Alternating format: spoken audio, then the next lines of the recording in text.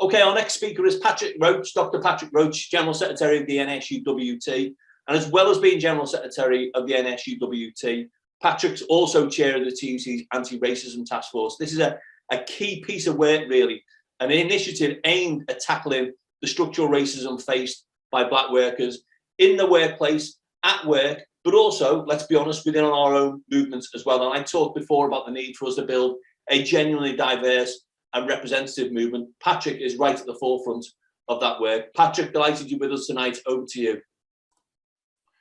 Well, thanks very much, Paul. And it's great to be here, colleagues, adding the voice of the NASUWT to HeartUnions Week, because we all know that every worker needs a union. Our unions are on the front line of defending people at work. We've seen it through the pandemic, haven't we, colleagues? It was our unions that kept workers safe.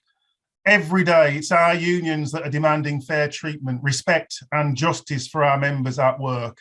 That's what it means to be unionised. And I want to pay a special tribute to our workplace representatives, our workplace reps. They've been absolutely incredible during these past 2 years, always there for our members with advice and support and speaking up for our members at work. And as trade union members, we know that when we stand together, we are stronger.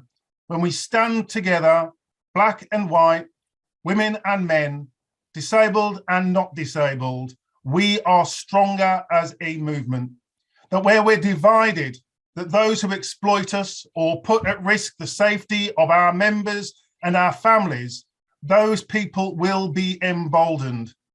So our unions are here for every worker, for every one of our members. And we know, of course we know, that we've got work to do. But I want to be clear that we as a movement are committed to taking the action that's needed to demonstrate that we're on the side of every worker.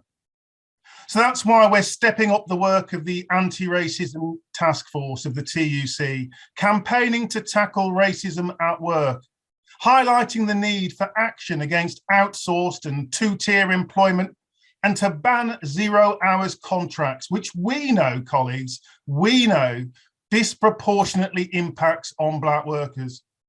And our trade union campaigning is winning the case to outlaw fire and rehire practices. It's only a matter of time, colleagues. We're winning the arguments on institutional racism, despite the government's attempts to say that systemic institutional racism does not exist. And we're speaking out, colleagues, and we will be speaking out, including next month on UN Anti-Racism Day on the 19th of March, where we'll be calling out the government over its failure to tackle racism at work and the root causes of racism in our society. And I hope, colleagues, that everyone on this call will be at one of those rallies in London, in Glasgow, and in Cardiff. You know, our Anti-Racism Task Force is asking every union to step up our game in fighting for justice at work and in our communities, starting in our workplaces, making a difference in the fight for racial justice at work. But we know that we'll also have to address these issues locally and regionally in our communities, as well as in our workplaces. And colleagues, we are doing that, as well as building our networks nationally and internationally. So we're asking members and activists to be a voice in your workplace, but also to be part of our collective voice in your communities, working with your regional TUCs, working together across unions, whether on a sectoral basis or across different sectors, to speak up on behalf of working people and families.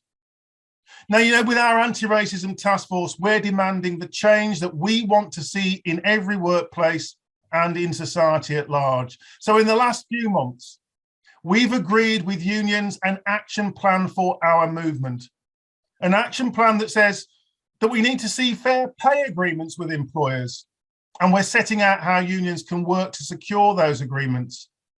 We're saying that we need to see transparency in the pay system, where employers are mandated to report on their race and disability pay gaps, as well as on their gender pay gap.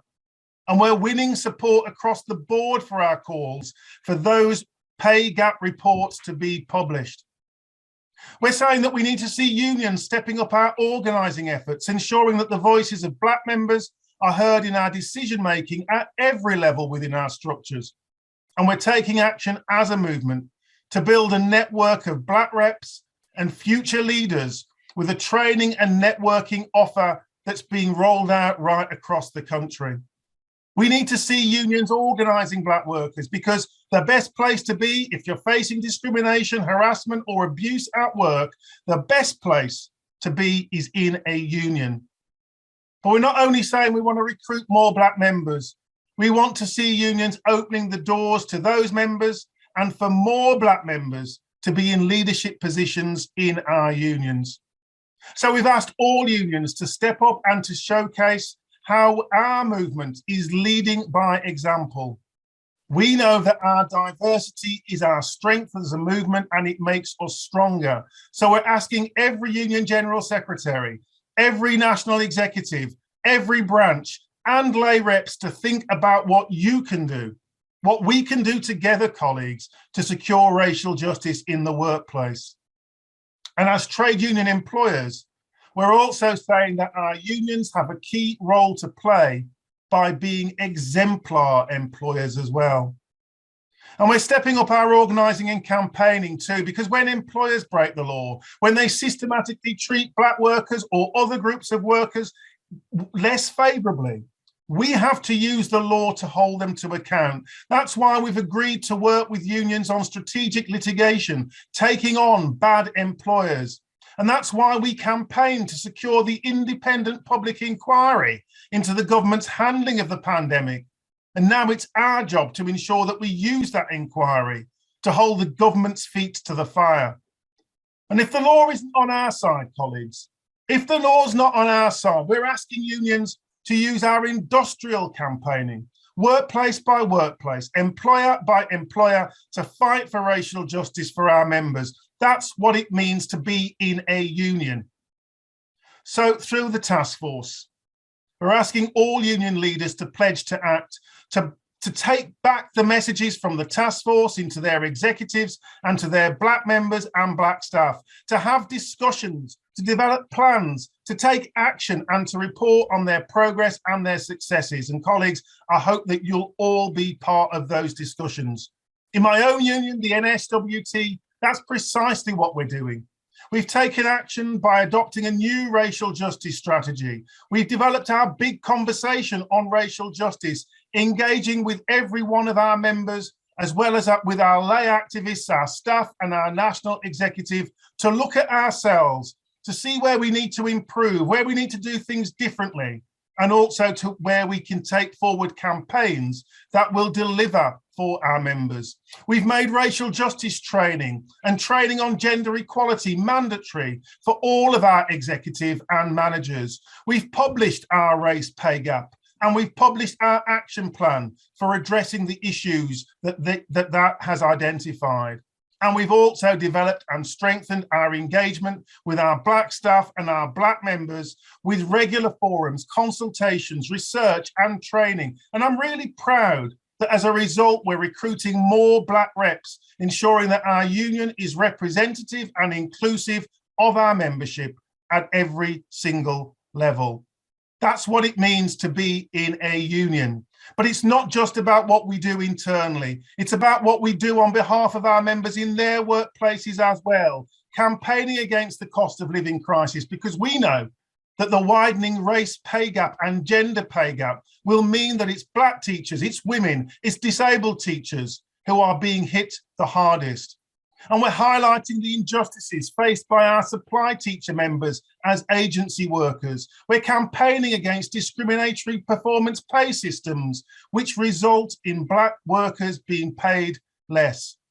And we're speaking out on the issues of COVID and long COVID, because we all know too well the acute racial disparities that were faced by Black workers during the course of the pandemic. Today, we've launched our Better Deal campaign because we want a better deal for our members, a better deal for teachers, a better deal on pay, a better deal on workload, and a better deal, which ensures that the well-being of all of our members is looked after, including action by government and employers to tackle racial injustice and everyday racism that our members tell us about. That's why those are issues central to the NASUWT's campaign plan and to our bargaining priorities. That's what it means to be a union member. That's what it means to be part of our movement, colleagues, to be on the side of every one of our members on the big issues that matter to them. So, colleagues, within the NASUWT and on behalf of the Anti-Racism Task Force of the TUC, I look forward to working with you all on the important work that we have still got to do to secure racial justice at work. Solidarity, colleagues.